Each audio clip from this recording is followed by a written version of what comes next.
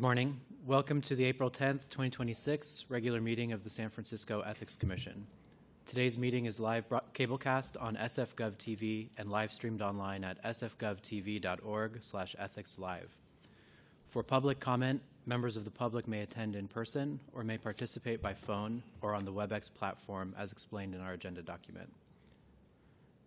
Can you please explain how the public comment will be handled today? Certainly. Public comment will be available on each item on this agenda. Each member of the public will be allowed 3 minutes to speak. For those attending in person, opportunities to speak during the public comment period will be made available here in room 400 at City Hall. For those attending remotely, the public comment period can also be provided via phone call by calling 1-415-655-0001 with access code 2664-259-0109, followed by the pound sign, and then pound again to join as an attendee. When your item of interest comes up, press *3 to raise your hand to be added to the public comment line. Public comment is also available via the WebEx client application. Use the WebEx link on the agenda to connect and press the raise hand button to be added to the public comment line.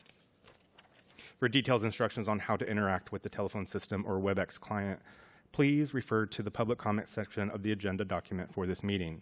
Public comment may also be submitted in writing and will be shared with the Commission after this meeting has concluded and will be included as part of the official meeting file. Written comments should be sent to ethics.commission@sfgov.org. Members of the public who attend Commission meetings, including remote attendance, are expected to behave responsibly and respectfully. During public comment, please address your comments to the Commission as a whole and not to an individual member.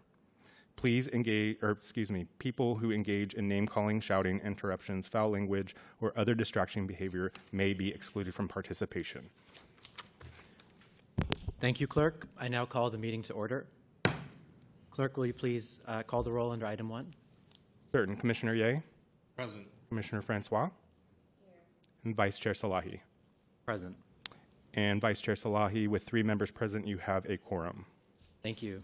With that, I call agenda item number 2, general public comment. Is there anyone in the room who wishes to make public comment?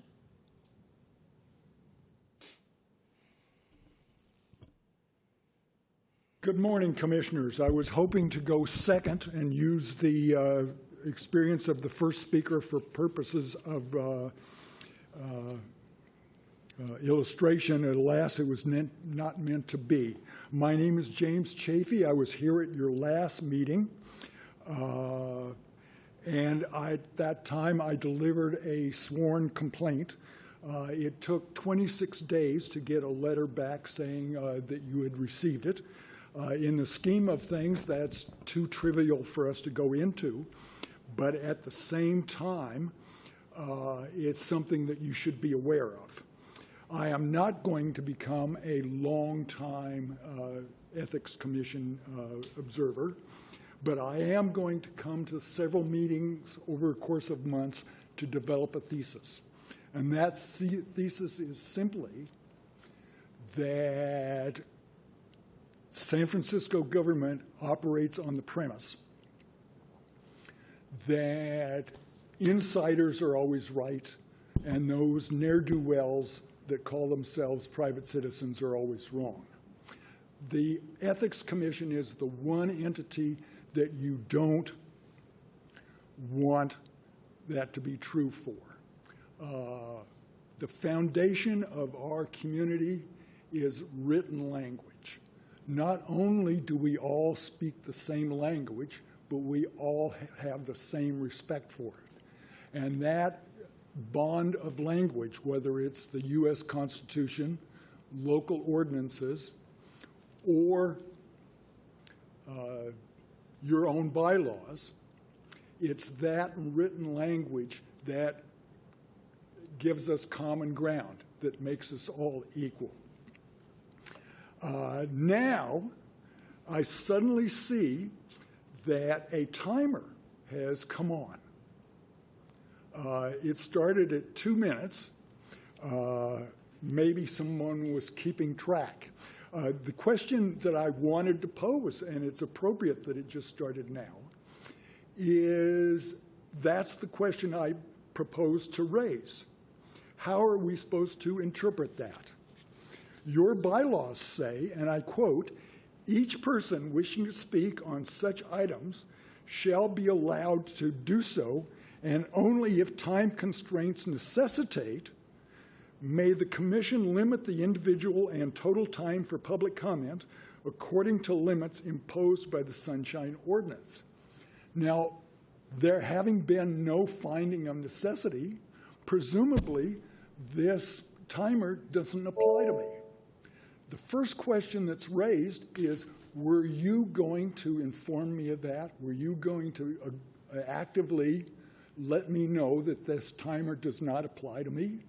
I think it's part of your responsibility to members of the public to inform them of their rights and privileges, precisely so that they know what their privileges are, and you're taking, as I say, an active role, an active responsibility, and letting them know that.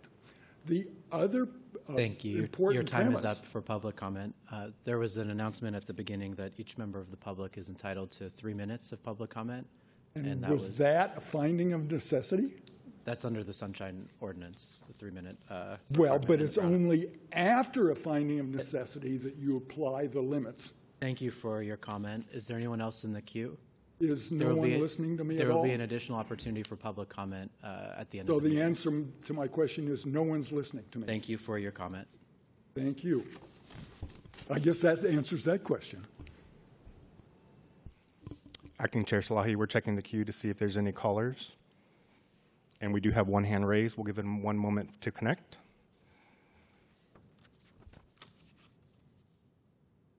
Can you hear me? This is Esther Mark. Can you hear me? Good morning. We can hear you. Go ahead. Your 3 minutes begins now. Can you hear me? This is Esther Marks. Yes, we can hear you, Esther. Oh, great. Thank you. I'm so sorry I'm having to speak now, but I wanted to make a comment about agenda item 5. And I have to, I can't stay for that agenda item to be, when it will be our discussion. As you know, the agenda item 5 is a report discussion of proposed campaign finance reforms, reinforce contribution limits, and ensure accountability in violation of the city law. The ethics staff has done an excellent job presenting examples of the need to take action. For example, the prevalence of candidates for elected office, which has a contribution limit, simultaneously having control of the ballot measure committee, which does not have a contribution limit. And this phenomena can effectively bypass the city's candidate contribution limit. I support the staff's suggestion that the commission should extend the city's candidate contribution limit to other committee candidate controls while actively running for city office. I am concerned about the need to exempt candidates for the Democratic Central Committee.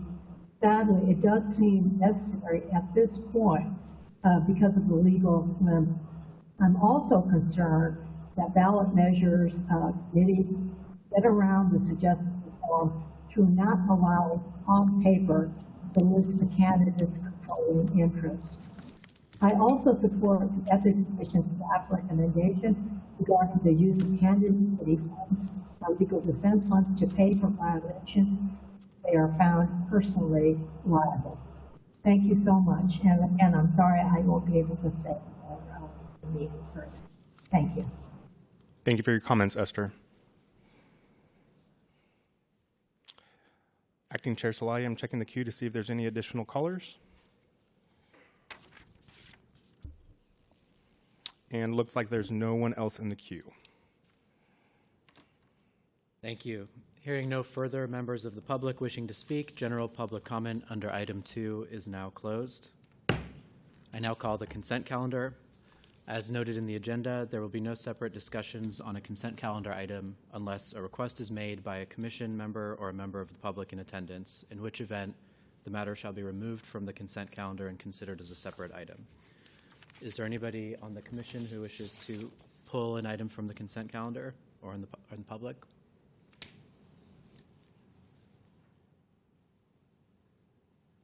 I invite any members of the public who are in person and wish to provide public comment on the consent calendar to please proceed to the podium if you wish to speak. Seeing no members of the public, Clerk, can you please proceed with any remote public comment on this item? Certainly checking the queue to see if there's any callers. One moment. And there are no callers to comment on this item. Public comment on the consent calendar is now closed. Hearing no further discussion, do I hear a motion to adopt the consent calendar? I'll move. Clerk, can you please call the roll? Certainly. On the motion to adopt the consent calendar, Commissioner Ye, Aye. Commissioner Francois, and Vice Chair Salahi. Aye. Vice Chair Salahi, with 3 votes in the affirmative, the motion passes. Thank you. I now call agenda item 5, report and discussion on proposed campaign finance reforms to reinforce contribution limits and ensure accountability for violations of city law. Mr. Canning, can you please introduce the item? Thank you, Commissioners. For the record, Michael Canning, Policy and Legislative Affairs Manager. Today, I will be presenting on findings and recommendations contained in the policy report that accompanies this item. This report covers campaign finance reforms to reinforce contribution limits and ensure accountability for violations of city law. This report stems from a project the Policy Division began working on earlier this year that seeks to identify shortcomings in the current law regarding contribution limits and how penalties are paid for violations of the Campaign and Governmental Conduct Code. While work on this project began earlier this year, these shortcomings in the law have been identified over several recent years, particularly during the 2024 election cycle. This report makes recommendations that seek to reinforce the city's existing contribution limit and ensure accountability for violations of the law. The Policy Division held 2 interested persons meetings in March in connection with this project and discussed this project with various stakeholders, including good government groups, the regulated community, and representatives from other jurisdictions. The item today is agendized only for discussion, not for action. The first section of the report focuses on candidates controlling additional committees not subject to contribution limits. Let's begin with discussing the candidate contribution limit, which is currently $500 and prevents any single source from giving more than $500 to a candidate's candidate committee during an election. Contribution limits are critical tools for preventing quid pro quo corruption as well as undue influence. As mentioned, these limits currently only apply to a candidate's candidate committee, which are the committees that are used to support a candidate's election to city office. However, there are several other types of committees a candidate or office holder may control. For example, there are committees for County Central Committee, which are similar to the candidate committees for city elective office, but instead for their election to seats on a political party's County Central Committee. There are candidate-controlled ballot measure committees to support or oppose a ballot measure. There are also general purpose committees that can be controlled by candidates, which are used to support or oppose various measures, typically across different election cycles. However, there is an existing rule that prohibits city office holders from controlling general purpose committees, but a candidate who's not yet holding office could control a general purpose committee. And there are legal defense funds, or LDFs. These are committees that can raise and spend funds to pay for attorney fees and other costs related to civil, criminal, or administrative proceedings that arise from matters related to the electoral process or governmental duties. All of these committees are not subject to any contribution limits, despite being controlled by candidates. Now, it is not uncommon for candidates to control other types of committees within an election cycle, as the table provided displays. This is most commonly due to candidates who will run for a County Central Committee seat the same year that they also run for city elective office. However, in 2024, San Francisco saw a spike in the number of candidates running for office who were also controlling ballot measure committees. Now, candidates may wish to control ballot measure committees because they believe in the substance of the measure and want to see it approved, or they disagree with the measure and want to see it rejected by voters. However, when such a committee is controlled by a candidate while simultaneously running for office, this practice is problematic, as simultaneously controlling a ballot measure committee creates opportunities for the candidate to receive additional benefits not subject to the contribution limit. As seen with the Commission's recent enforcement matter against 2024 mayoral candidate Mark Farrell, many issues can arise from simultaneously controlling multiple committees during an election. In this instance, Mark Farrell controlled the Yes on D committee while actively running for mayor. These two committees shared expenses and were found to have improperly handled reimbursements between the committees, which resulted in over-the-limit contributions from the ballot measure committee to the candidate committee, for which penalties were issued for those violations. However, even without the direct sharing of expenses, a candidate-controlled ballot measure committee still, having a candidate control a ballot measure committee, still allows that candidate to control a committee that can raise and spend unlimited funds on communications to voters. Those communications may nominally be to support the ballot measure, but can still heavily feature the candidate in a favorable light. This is all during an election, which is when candidates are desperate to get themselves and their message in front of voters. For example, here is a Yes on D mailer from the committee controlled by candidate Mark Farrell. You can see multiple images of Mark Farrell are used throughout the mailer, as well as prominent quotes from the candidate. Similarly, here are some Yes on O digital ads from a committee controlled by Mayor London Breed during her re-election campaign. Again, these ads heavily feature the candidate, putting their name and face directly in front of voters.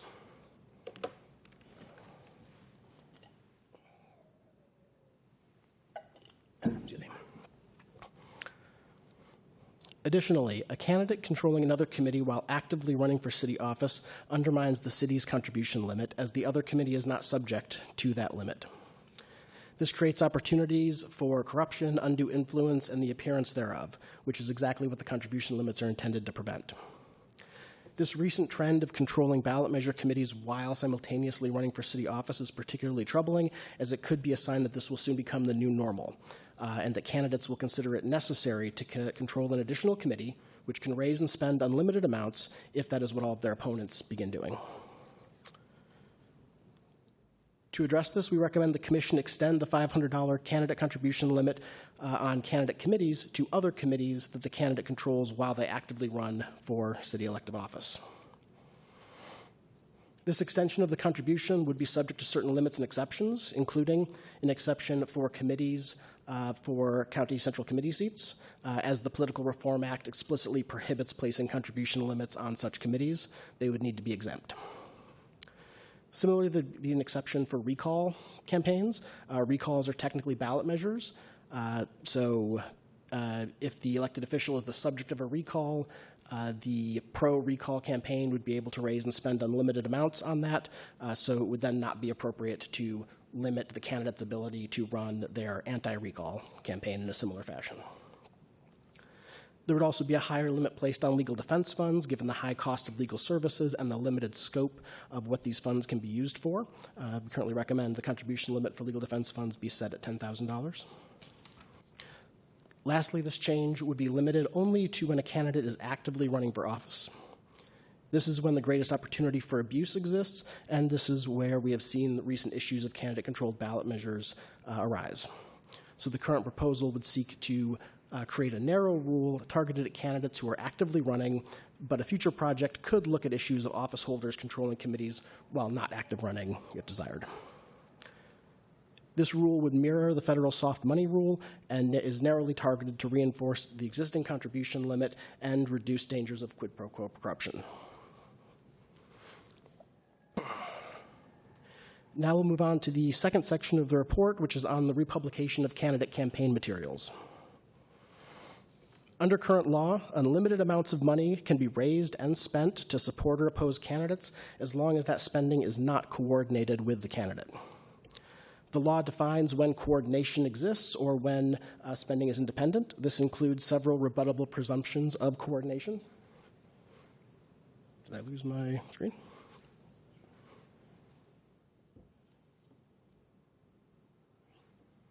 One second. Oh, okay.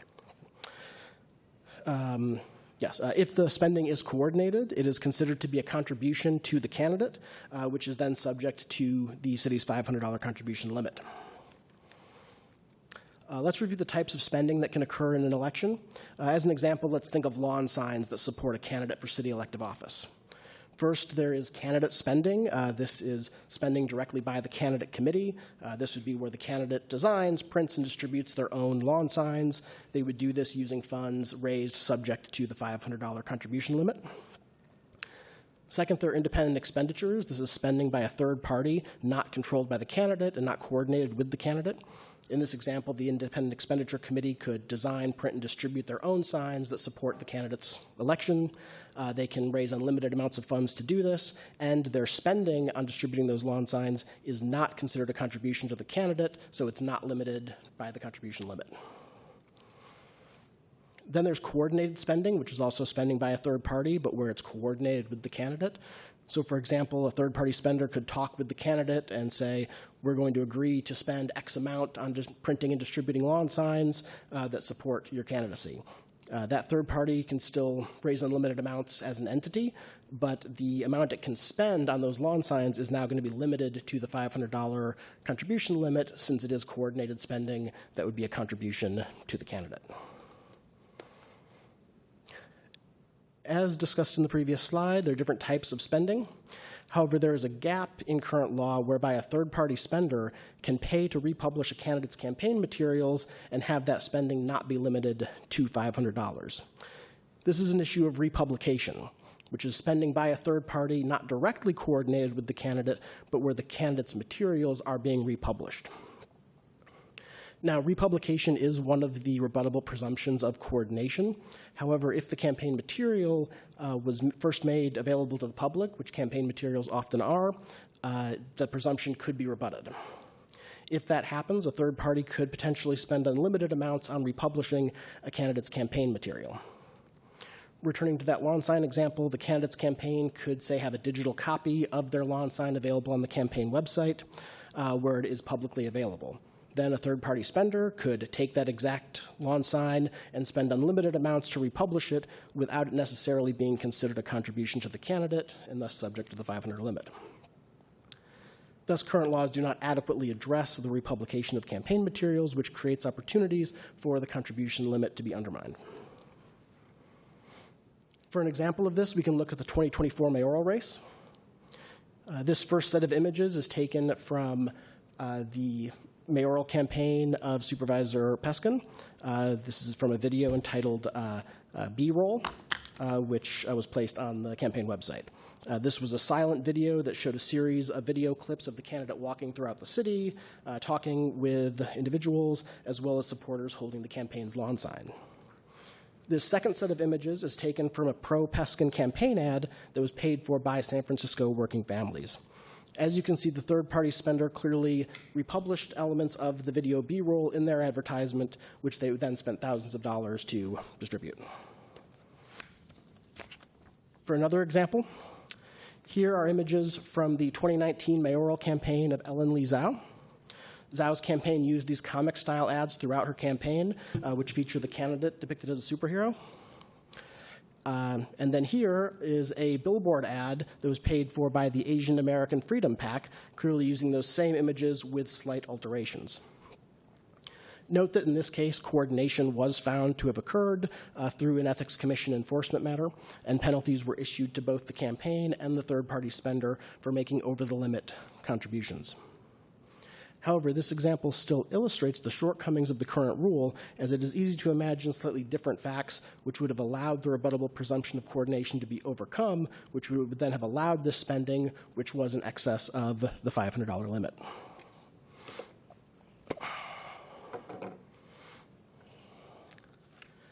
Under current law, third-party spenders can pay to republish a campaign's materials while avoiding the contribution limit as long as they do not coordinate. While some candidates may seek to red box, the republication should be considered a contribution regardless of the candidate's intent in making the materials public. For context, red boxing is the term for when a candidate's campaign makes strategic information and materials available to the public, but not to reach voters, but rather to reach third-party spenders who are then able to take that strategic information and those materials and make their own seemingly independent expenditures using them. Other jurisdictions have rules in place that specify that the republication of candidate campaign materials should be treated as contributions to the campaign and are thus subject to any applicable limits. To address this, we recommend the Commission adopt a republication rule that clarifies that expenditures to disseminate, distribute, reproduce, or republish a candidate's campaign materials are contributions for the purposes of the city's contribution limit.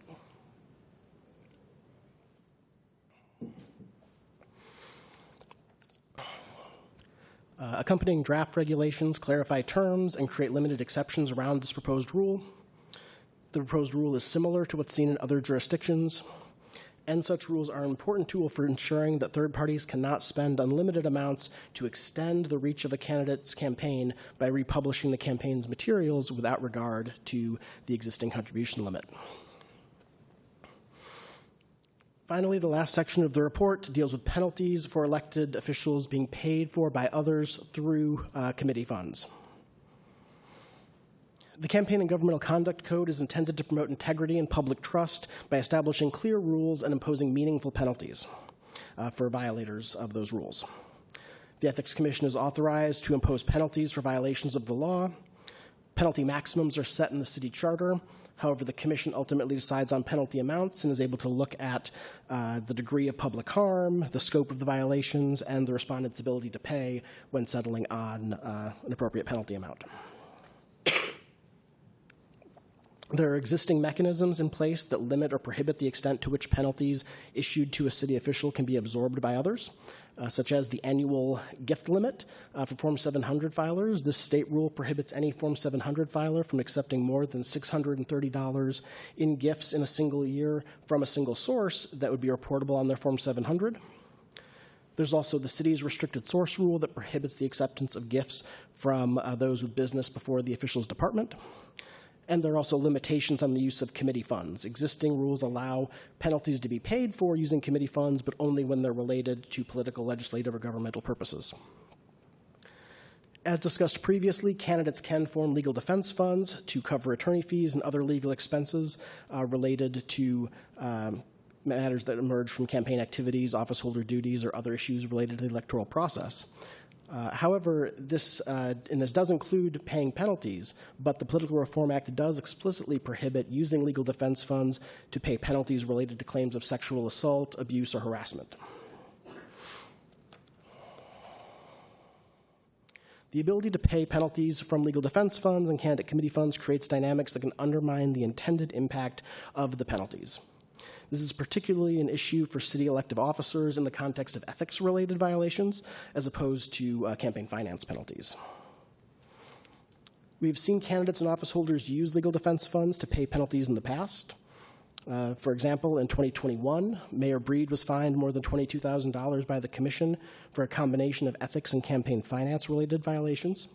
However, these penalties were paid using two different legal defense funds, each of which received large contributions from two wealthy donors. In 2019, Supervisor Peskin was fined $8,000 for campaign finance violations from his 2015 campaign. The supervisor then loaned his legal defense fund $27,000 to cover legal costs and pay this penalty. He then fundraised over the subsequent years to pay himself back from this loan using committee funds. Looking at the impact of committee payments specifically for ethics-related violations, they can diminish the impact of penalties, as candidates can raise large amounts of money to have others pay their penalties. This allows the penalties to be externalized, lessening the consequence for the officials who actually broke the rules. And such payments also undermined existing gift rules. Contributions to committees, including legal defense funds, are not considered gifts for the purposes of the gift rules. This allows the acceptance of funds in excess of the state contribution limit, or the state gift limit, as well as potentially from restricted sources. This creates the opportunity for wealthy contributors to curry favor with electeds, which is what the gift rules are intended to prevent. This also creates an inequitable workaround for elected officials who can form legal defense funds to pay their penalties. This is not something other city employees can do when faced with penalties. This creates a two-tiered system of justice in which the top officials in the city are less responsible for paying their penalties than other city employees who are also expected to follow the city's ethics rules. Looking to campaign finance-related penalties, there are some similar issues, but due to the unique nature of the different types of violations, a committee paying all or part of a campaign finance penalty is generally less problematic. For instance, candidates typically rely on professional staff to comply with campaign finance rules and are often not directly involved in campaign finance violations. Also, using committee funds to pay for penalties still meaningfully impacts the candidate, since they cannot use those funds to otherwise campaign or be used on officeholder expenses. Also, such funds can only be raised in $500 increments due to the candidate contribution limit, which prevents one or two wealthy contributors from coming in to pay all or most of the penalties. And lastly, candidate committees are held jointly and severally liable for campaign finance violations, which is unlike ethics violations, which are solely the responsibility of the elected official. To address this, we recommend the Commission establish limits on elected officers using candidate-controlled committee funds to pay for ethics and campaign finance violations for which they are found personally liable. For ethics-related penalties, prohibit city elective officers from using any committee funds to pay penalties. And for campaign finance penalties, prohibit the use of legal defense funds to pay penalties, but allow elected officials and candidates to use committee funds to pay for penalties if the committee is also liable for the violation, and the official or candidate did not violate the law in a knowing or willful manner. Note that for both penalty types, legal defense funds could still be used to cover legal costs, just not to pay any penalties that potentially result from the matter. Moving on to next steps, we'd like to discuss the recommendations as well as the draft legislation and supporting regulations with the Commission today. Staff can then continue to work with the City Attorney's Office to finalize the legislation and get it approved to form. Finalized legislation could then be brought back to the Commission in May for a potential vote. In the interim, if the Commission wishes to move forward, staff can begin engaging with the Board of Supervisors on this project to identify support there, as this legislation would require supermajority approval from both the Ethics Commission and the Board of Supervisors to be approved. And staff is already planning to reach out to the two commissioners who are not here today to brief them in the interim as well. Thank you, and happy to take any questions. Thank you.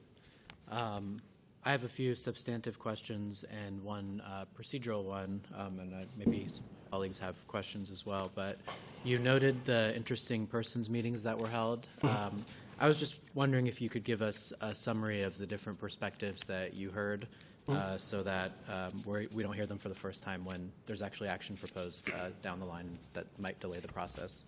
Totally, yeah. And for most of the good government groups' perspectives, they're generally very favorable of the reforms and anything that can kind of reduce the influence of money in politics. Those groups are largely supportive of. From the regulated community, definitely heard concerns around wanting to make sure that implementation was thought out and that there would be adequate training and compliance materials available. Part of that, which is mentioned in the report, is that any legislation moved forward today would have a delayed operative date, so it wouldn't be happening in the middle of this election year. At earliest, it would be January of next year to allow additional time for that. I think those were some of the main concerns for the community, was making sure there was timing there, and also making sure that independent expenditure groups have the ability to still do their communications as they're constitutionally allowed to do. Thank you. I also wanted to really acknowledge and thank you and your colleagues for preparing this report. It's very thorough. It's well documented. There's a tremendous amount of empirical support that makes it easy for us and members of the public to understand why you're proposing what you're proposing, and that you're being thoughtful in tailoring the solutions to the problems that you've identified. Thank you, Commissioner. On the proposals themselves, I had a question of clarification on the higher limit for legal defense funds. That's a $10,000 contribution limit per donor? Correct, okay. per election cycle. Okay. And two questions on the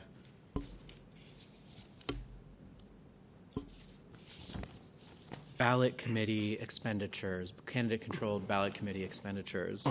I found very persuasive the side-by-side images that show how a member of the public could construe a ballot measure advertisement as being also one that is in support of a particular candidate.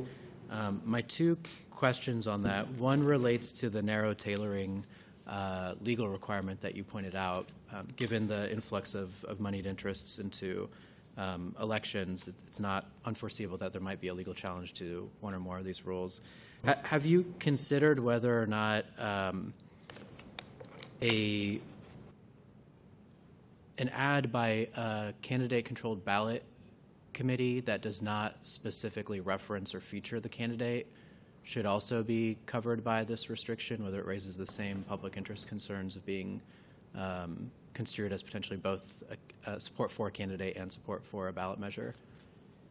Yeah, I think that does represent kind of another approach to this, which would be to focus more on the expenditure side of things and place limitations on how a candidate-controlled ballot measure committee can make expenditures, and when they mention the candidate, when they don't. We kind of went another direction with this and focused on the contribution side, saying that if the candidate is going to control the ballot measure committee, that committee should then just be subject to the same contribution limits as the candidate committee, trying to address it just kind of on the contributions inside as opposed to the outgoing expenditures. Director Ford, do you want to? For the record, Pat Ford, Executive Director, add one thing to what Mr. Canning said, which is also it's not just the communications where the candidates get a benefit. You'll remember from the Mark Farrell case that the candidate committee and the ballot measure committee were sharing an office and sharing staff. And so they were actually getting a lot of benefit from the ballot measure committee, not just from the ads the ballot measure committee put out, but just from the ballot measure committee helping them to cover their overhead. So we see there as being other benefits that they get, not just the communications. Got it. So on the expenditure side, it's potential use of ballot committee funds to promote a specific candidate. And on the donor side, it's both what you mentioned about sharing costs and easing the burden on a candidate committee, but also potentially, because it is a candidate-controlled ballot committee, donations to that committee currying favor with a candidate at the same time, and that creating a public. Okay, thank you. That's helpful. Does anybody else have any questions? I don't want to. Okay. Had one other related question on that point, which was the exclusion of city officials that are not elected officials that are not currently campaigning. Is that a legal limitation on the ability to regulate like a donations to a ballot measure committee controlled by an elected official who's not currently in an election cycle, or? Not necessarily a legal limitation. I think just kind of an incremental approach of starting where we've seen kind of the most problematic uses of candidates who are actively running for office, controlling those, wanting to focus on that. And as mentioned, a future project could look at if a office holder who is either not actively running for election yet or is termed out and lame duck, could look at if them controlling a ballot measure also presents the same kind of issues. I think for this first pass, we wanted to focus on kind of where there's a clear, direct added benefit where the candidate is trying to get their message and image and name out in front of the voters, and then has this other sort of unlimited pool of money to pull from to potentially support that effort. So I think it could certainly be addressed to include office holders as well, if that was desired.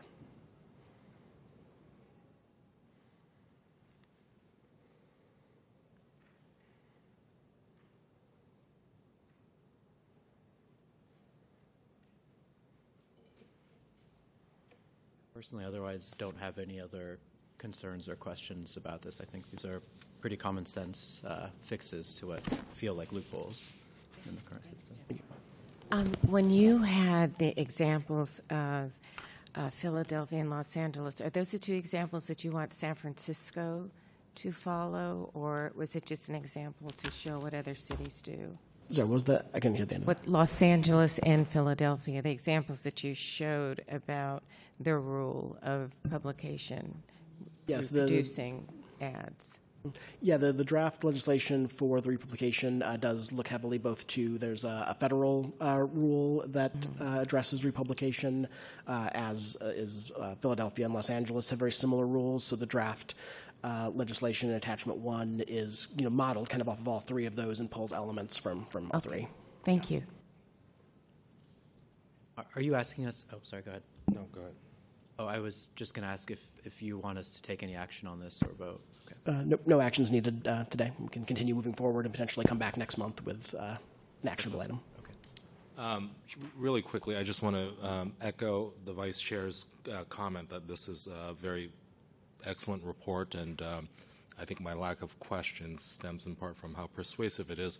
But that also leads me to a suggestion, which I think the Vice Chair alluded to, which is, I think in future reports it would be helpful if you guys do anticipate, it seems, arguments against some of the proposals here, but I think it would be helpful if you also say a little more clearly what happens at interested persons meetings, like specifically what organizations have said what, whether in favor or against it.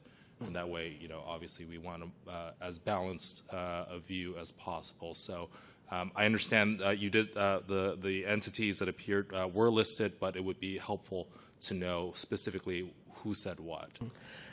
Yeah, we can try to add more of that context into the reports. I think I'd be a little hesitant to directly quote them. The interested persons meetings are intended to be a little bit of a informal discussion with those stakeholder groups, and I think if those groups are afraid they were going to be directly quoted from what they say, that might diminish their ability to actually speak honestly and earnestly about what they think about it. So I think maybe we could add more of that context, but maybe not directly attribute those images to specific people, just to encourage the flow of discussion. That's fair, but to the extent that they are willing to speak on the record and know that their comments could be reported to us, that would be helpful to know. Totally, yes. And then some of those same groups have submitted. Common Cause California was one of the groups that did participate in those meetings, and they've submitted a written comment as well to that.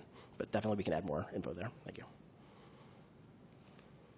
Well, if nobody has anything further on the commission, why don't we take public comment on this item? I invite any members of the public who are in person and wish to provide public comment on agenda item 5 to please proceed to the podium if you wish to speak on this item.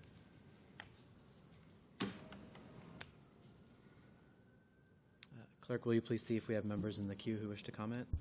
Certainly, checking the queue to see if there's anyone in the queue to comment. One moment. We do have one hand raised. We'll give them 1 moment to connect. Hello, this is Sean McMorris. Are you able to hear me? Good morning. Your 3 minutes starts now. Good afternoon, Vice Chair and Commissioners. My name is Sean McMorris, and I'm with California Common Cause. We strongly support the ethics and campaign finance reforms outlined in the staff's report. Contribution limits are a cornerstone of campaign finance law, but right now, candidates can get around them by controlling committees that aren't subject to those limits. Applying the city's contribution limit to all candidate-controlled committees while a candidate is actively running closes that loophole and restores the intent of the law.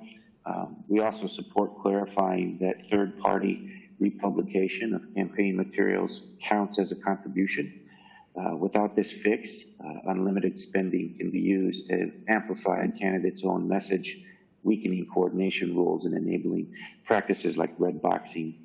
Finally, limiting the use of campaign and legal defense funds to pay penalties is critical. When candidates can use funds that are often raised from special interests to pay fines, it reduces the accountability and weakens deterrence of these laws.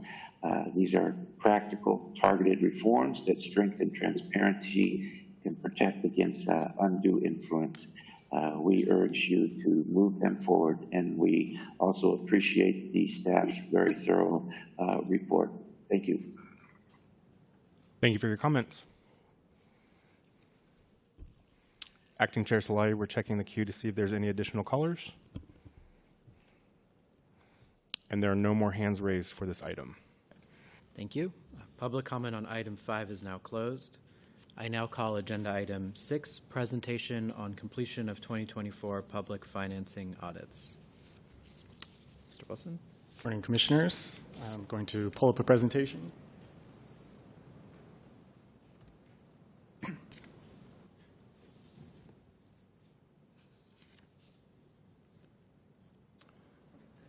For the record, I'm Eamon Wilson. I'm the Commission's audit manager. As you might have seen last month, we completed the final audit for our 2024 publicly financed candidates. So I wanted to take the opportunity to give you an overview of our work and some of what we found in those audits.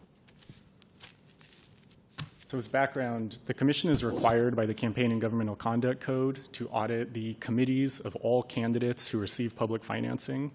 As we would have reported to you almost exactly a year ago in the post-election report, 2024 was a record year for the public financing program, with 27 candidates receiving public financing. So these 27 candidates in the table on the right, including 4 mayoral candidates and 23 supervisor candidates, these represent the audits that we just completed. I also want to note that the Commission also has authority to initiate targeted audits of other types of committees. So this slide illustrates the operational constraints the audit division is working under.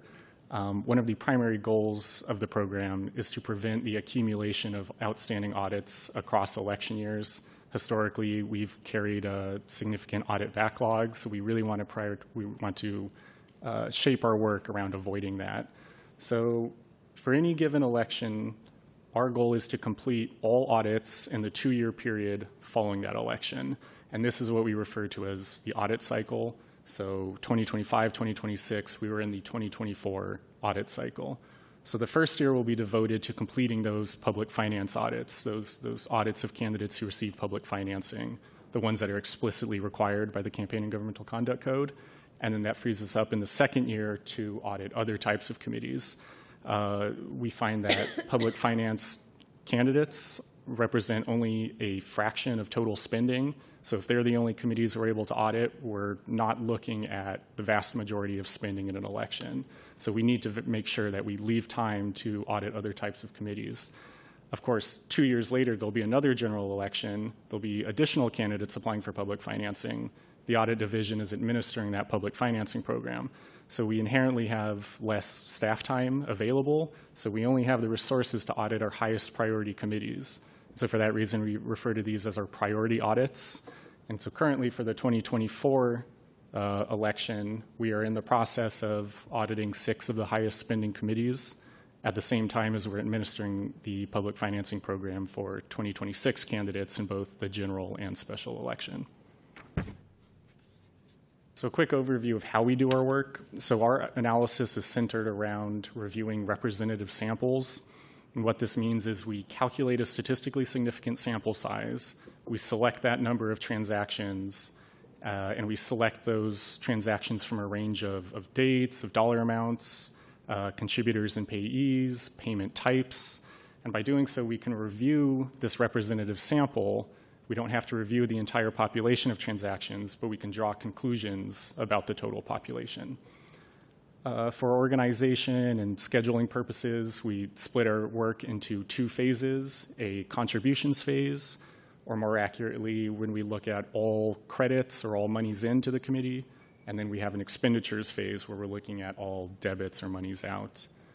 And then for each transaction in that sample we review, we're verifying, yes, this transaction actually occurred, we match it to the bank statement, we review support records, we ensure that relevant information was reported correctly, but the state law, the Political Reform Act, and the Campaign and Governmental Conduct Code, there's all sorts of different laws that apply based on who's making a contribution. There's the contribution limit that Mr. Canning just talked about.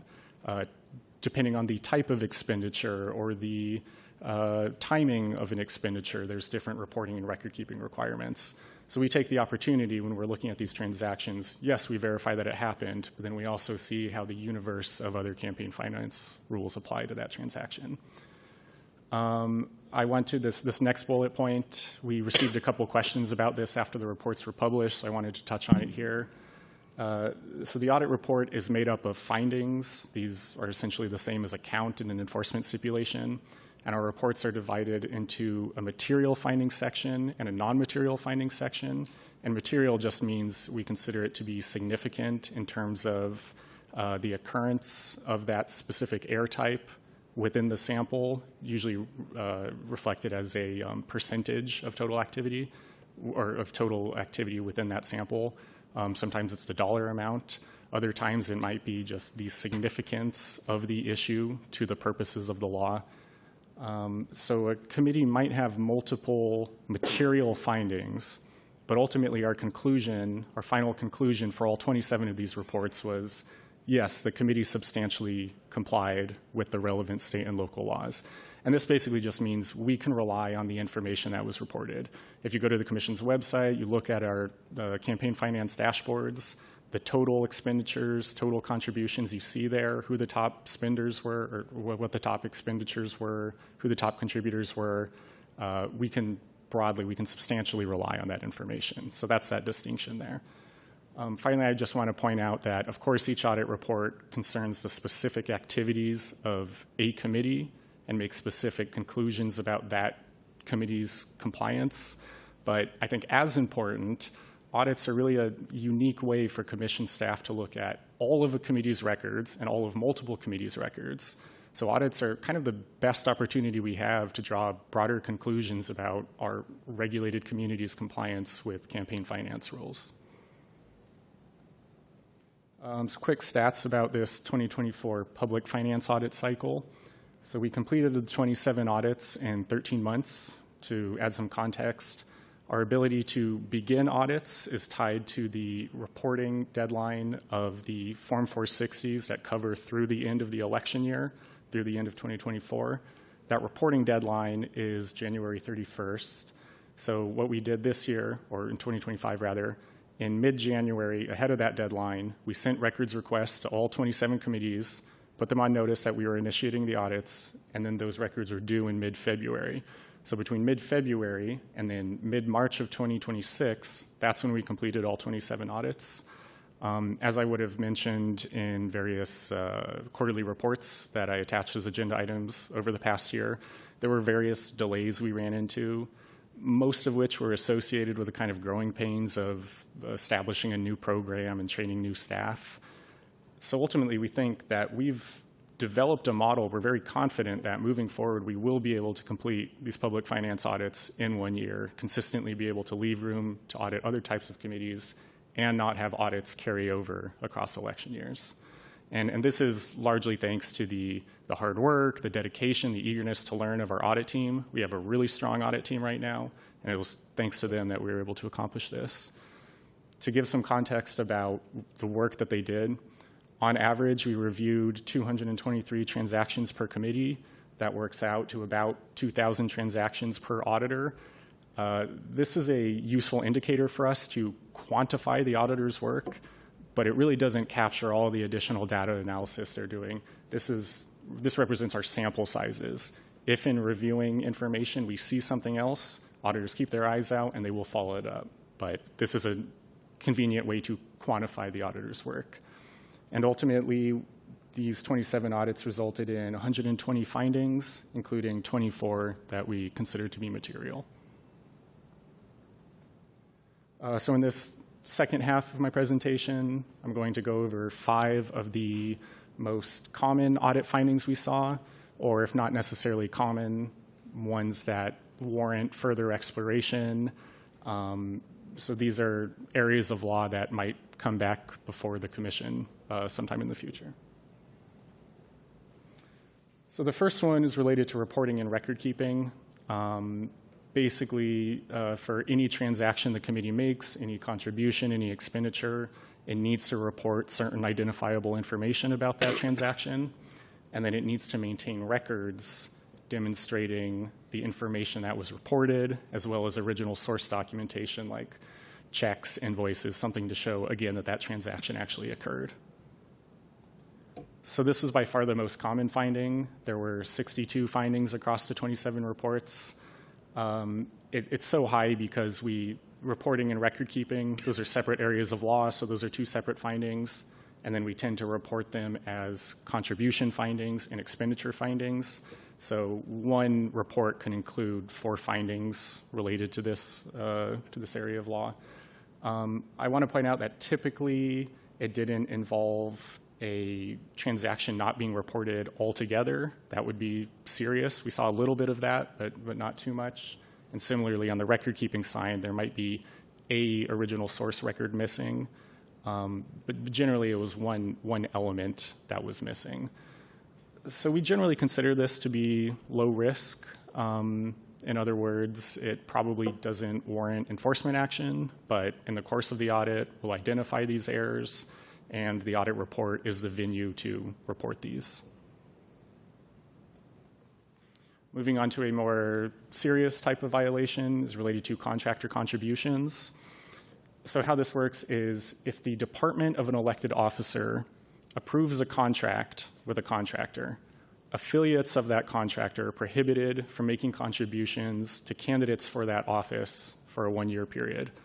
So if we look at this diagram here, as an example, if the Board of Supervisors today approves a contract, then the principal officers, the board members, the subcontractors of that contractor, they can't contribute to candidates for supervisor until April of next year. So in order to allow the public, to allow committees, to allow commission staff to determine who these individuals are who are prohibited from contributing, the elected officer departments are required to file Form 126, where they basically list who those affiliates are. So we've had this finding in 12 audit reports. Across those 12 audit reports, there were 68 individual identified contractors.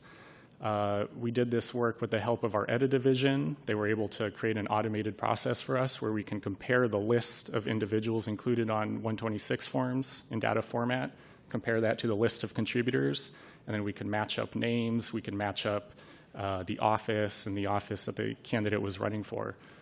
And so we expanded that after the audit. This was quite eye-opening to us how expansive this problem was. So we expanded it to all candidates, not just the publicly financeable offices. And it looks like initial data, there might be as many as 500 plus individuals who are city contractors who contributed. I do want to say off the bat, there's probably some false positives in there. There might be names that match, but they're in fact 2 different individuals. We also want to consider that we're relying on the Form 126s prepared by these elected officer departments. So it's possible, there's a possibility that they are over-reporting. Perhaps some of those individuals, if it got to an enforcement action and we looked at it, maybe we wouldn't actually consider them an affiliate. That's speculation at this point, but it's something we want to review further. And again, just given how frequent this is, there's clearly a lack of understanding or a lack of awareness somewhere. Commission staff, we can certainly elevate this rule in the guidance we give out in our training, but at other levels too, right? All these in the contract process, we don't know how well contractors are being informed of what this rule is and what the implication of being on a 126 is.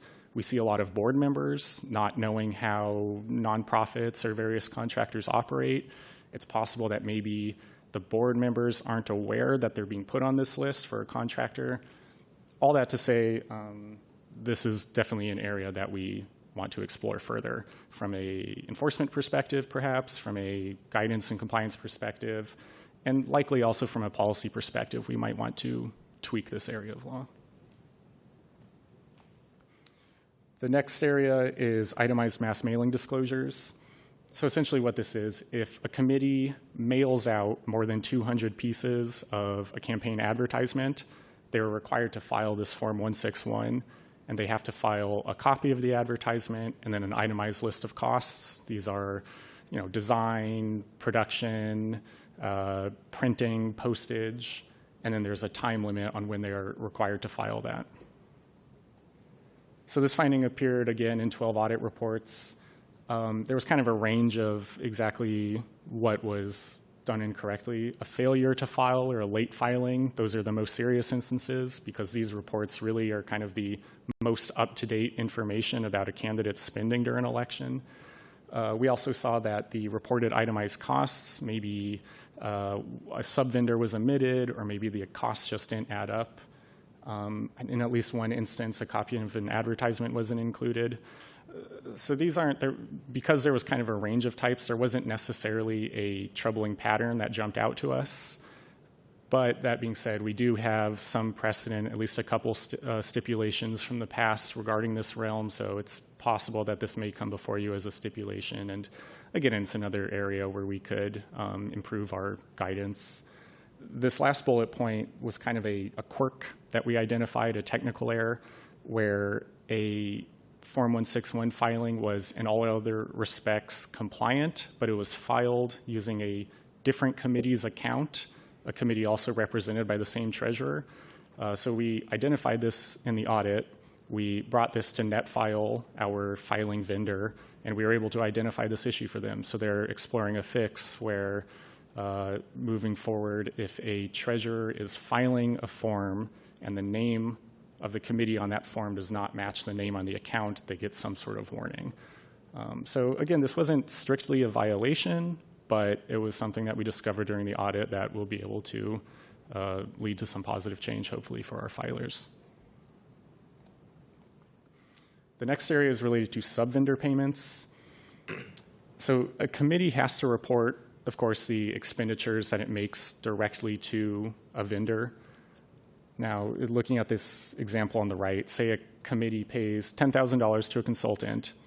That consultant then goes and pays $2,000 to a videographer, $2,000 to a designer, $3,000, say, to various social media companies to post that advertisement. So those $9,000 that the consultant paid out, those also need to be reported on the committee's filings as being made by that agent. As far as the record keeping,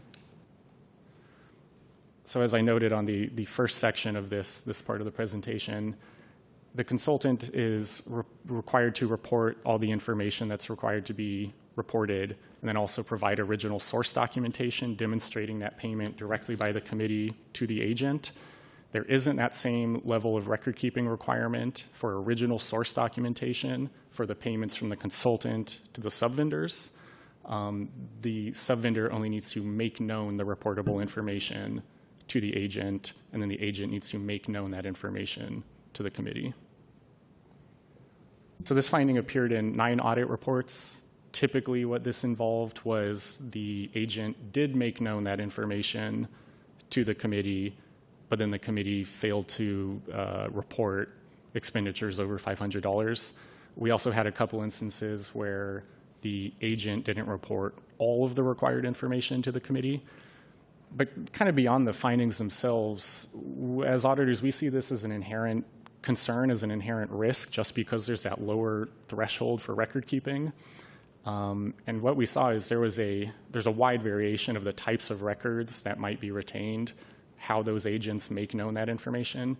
Sometimes we see invoices. Sometimes we see sub-vendor reports prepared especially by those agents. Sometimes we see an Excel document that came from somewhere. We see notes on invoices that were added by someone. So moving forward, we want to see the extent to which we can encourage more consistent record keeping in this space. Anecdotally, there may also be some confusion among the agents, among various consultants about what exactly qualifies as a sub-vendor payment that needs to be reported. So if auditors or commission staff in general, if we have some reason to believe that sub-vendor payments were underreported, in other words, that there might have been payments to sub-vendors that were greater than $500, but that information wasn't made known to the committee, to some extent, it's on the committee. The committee is beholden to their agent to make that information known. So if we have some reason to believe that there was underreporting, that would likely require an investigation to go to the agent or to go to the sub-vendor. And finally, looking at our past enforcement cases, we don't have an enforcement precedent for this area. So oh, sorry, this is talking about the wrong slide. There's also an area of law regarding reimbursements. So this typically applies to campaign staff. If they go out, they make expenditures on the committee's behalf. There are quite strict record-keeping rules there for the committee in order for the committee to reimburse them. This regulation also refers to agents and independent contractors, but it's kind of ambiguous to what extent a sub-vendor payment becomes a reimbursement. And at least the industry practice is that generally this is considered not to apply to consultants. So this is something that we want to pursue in the policy realm as a starting point, at least getting some verification from the state, from the FPPC, as to how the reimbursement rule applies to sub-vendor payments. Okay. So what this slide concerns is the idea that during a campaign, a committee may purchase physical assets, equipment, maybe office chairs, printers, computers, et cetera. Once the election is done, once the campaign is done, what happens to that stuff? So in general, expenditures are required to be reasonably related to a political purpose. There are certain types of expenditures that need to be directly related to a political purpose. Briefly, if there's a substantial personal benefit to the candidate or to an individual with authority to approve expenditures. Equipment, there's quite strict rules on incidental use and who may own or use that equipment. And then there's personal gift limits, including a functional gift limit for campaign staff. And then after the election, at a point, funds still remaining with the committee are considered surplus, and there's further restrictions on how those may be used. And then when we talk about these physical assets, once the election ends, this directly related to political purpose rule still applies to those assets. So ultimately, we only had this finding in 3 audit reports. There were a couple of additional instances that we couldn't quite get there to conclude that it was non-compliant, or it's not currently applicable. In other words, if a candidate won, those won't become surplus until they leave office. So they might have significant physical assets, but it won't really apply. We won't be concerned about it until 4 or 8 years down the road. This is another area where, as auditors, we see an inherent risk because the record-keeping and reporting requirements kind of end once cash has been converted into a physical asset. There are requirements as to how that has to be disposed of, but there really aren't requirements as to how that's reported to the public or the kind of records that we are obligated to see. So again, the further areas of exploration, first we just want to find out the extent to which this is occurring. Using the sample of 27 committees we just looked at, it appears that candidate committees, at least, aren't really purchasing major physical assets, likely because of these strict rules, but we want to get a better idea of how frequently committees are actually purchasing major assets. We also want to explore best practices on our end for how to track these assets that have been purchased and what happened to them, and identifying when an expenditure resulted in a significant physical asset. And then on the committee side, we again want to explore the extent to which we can encourage, at this point, more consistent record keeping and reporting. I was jumping ahead on that last slide. This is where I was saying we don't have an enforcement precedent for this. So if we find an instance either through audit or a standalone investigation, it would be helpful to have a local precedent on the fines associated with this. The FPPC has a few cases related to this, so getting a local enforcement precedent would be great. So thank you for your time. I really appreciate being able to talk about the audit division's work. We've historically been kind of an under-the-radar division, so again, I appreciate the opportunity to come up here to speak. So thank you, and happy to take any questions. Thank you for your presentation. It was very illuminating. It was helpful for understanding the scope of what you're up to. Thank you. Anyone have any questions or comments? Yeah. One question. How did you determine your best practices?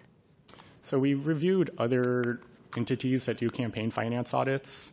There's a huge range in how other agencies, what they consider to be an audit and how do they perform their audits. So frankly, we kind of picked what made sense for us, what worked for us. There's lots of guidance out there from government auditing. They have a yellow book, it's called, which is the government auditing standards. And then there's more kind of private sector focused various auditing standards. So to be honest, we cherry-picked what made sense for us. I think one of the big ones is the formula we use for determining our sample size. Just the concept of sampling. This is widely used in the audit community. So there wasn't one single standards that we can point to, but we reviewed a range of campaign finance auditors. Thank you. Of course. Out of curiosity, if there is a troubling pattern detected in the sample that you're reviewing of transactions for a particular committee, for example, that sometimes result in a broader analysis beyond the sample? Yeah, it can. So one example that comes to mind, I think we had a committee who was using a charge card, and we saw some kind of troubling pattern of transactions. We said, you know what, let's expand our review to all expenditures made using this card. So we definitely have precedent for that. We try not to overuse that because there would come a point, right, where suddenly we're reviewing the entire population. The benefit of using a sample, right, is that we can draw conclusions about the population from that sample that we calculated. So we don't overuse it, but certainly if we find a troubling pattern, we'll expand our selection. And it's a decision you make based on your professional judgment? Yeah, exactly. Auditor judgment is a pretty commonly used standard in like the Yellow Book, for example.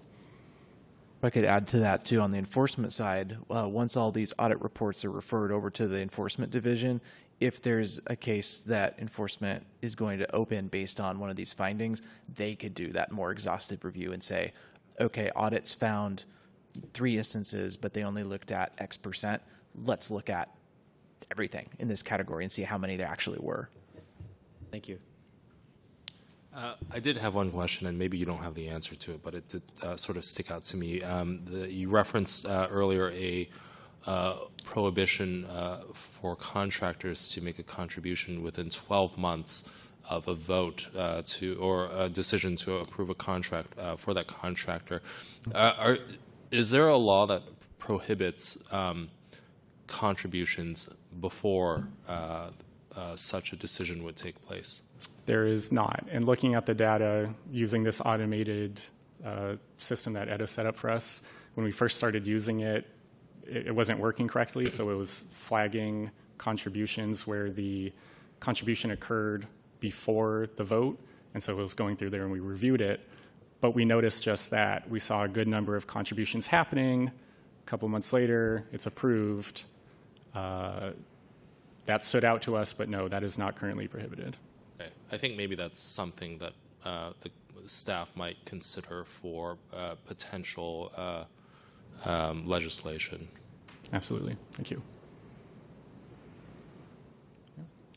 Seeing no further questions, thank you so much. Thank you. Let's take public comment. Is there anybody in the room who would like to make public comment on agenda item 6? Clerk, will you please see if we have members in the queue who wish to comment? Certainly. Checking the queue to see if there's anybody that would like to comment on item 6. And there are no callers. Okay, thank you. Hearing no callers, public comment on agenda item 6 is now closed.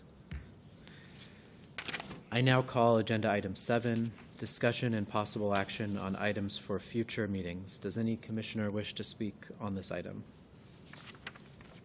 I don't know if this is an item for a future meeting, but I wonder if Director Ford could address this. I did see in news reporting that in the mayor's announced layoffs that one member of the Ethics Commission staff was affected. So I was wondering if you could speak on that, if you're able, and what effect that will have on the Commission's work.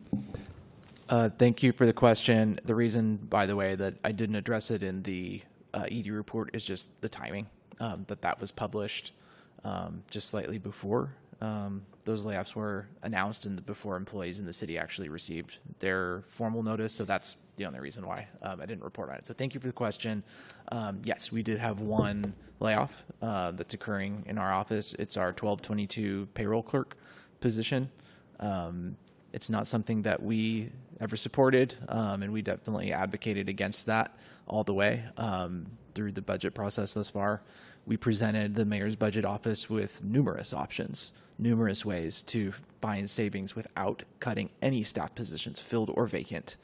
And I can tell you that almost all of those, essentially all of them, were turned down by the mayor's office. That included a reduction in our work order with the Department of Human Resources, which is a very large and costly work order. We believe we could get by with less, as we've discussed in previous meetings. That was rejected. That would have been the equivalent of half of a staff position that we could have found savings for right there. Number of other ways that we proposed them as well to shift costs between accounts to reduce general fund savings, and they declined all of those. So this is the decision that they've made. This is what they want to do. They made that decision based on their assessment of our staffing in our operations. Obviously, it's a negative outcome for us. We will support the employee through this process. I don't know that we know a ton yet about the overall makeup of what the layoffs are, what the positions are. Obviously, there was some reporting. It seems like the SEIU Local 1021 reps have shared information about layoffs occurring within that bargaining unit, but not within the IFPT Local 21 that represents most of our staff positions. So I just haven't seen information yet, and DHR is also not forthcoming about that information. Not sure why. So it's very hard to understand the landscape right now. But I will keep you all informed, keeping our staff up to date on it as well. Thank you. Any further items from members of the commission? I invite any members of the public who are in person and wish to provide public comment on agenda item 7 to please proceed to the podium if you wish to speak. Seeing none, clerk, will you please see if we have members in the queue who wish to comment? Certainly. Checking the queue to see if there's anybody that would like to comment on item 7. And there are no hands raised, Chair. Thank you. Hearing no callers, public comment on agenda item 7 is now closed.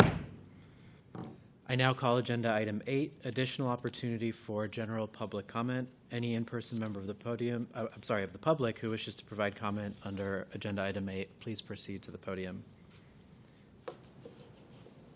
Welcome. Your 3 minutes starts now. My goodness, I imagine that this was designed for latecomers. However, I've not seen anything in writing that says that I can't take advantage of it, so let me do that. The thing that I was going to say before I was cut off was that you can't hold other bodies accountable for not following their own bylaws if you don't follow your own bylaws. It's essential that there be accountability. Now, you've turned around and said, well, we're just like the rest of city government. What's the big deal? Well, it is a big deal precisely because the timer is not the worst example. And I'm going to be reminding you of some of those examples in the coming months. I haven't come prepared to do that today. The idea that you're demonstrating that you're not listening because you don't have respect for language that you should have is precisely the point. I should be grateful for such a dramatic demonstration of that principle in my first comments. The point is still that there has to be some accountability in government, and it may seem a star-crossed adventure to try to persuade people that they ought to be listening when they're not. It's obviously a futile gesture, but I think you'll find it's not a futile gesture. You have to have respect for government, you have to have respect for language, and you have to have respect for the common ground that we share, precisely because you're not who you think you are. Thank you very much. Thank you. Any more members of the public who wish to make comment in person? Clerk, can you please check to see if there's anyone in the queue?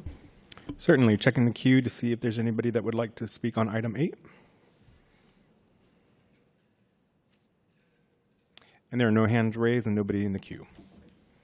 Hearing no further callers, the additional opportunity for public comment under item 8 is now closed. I call agenda item 9 adjournment. Thank you.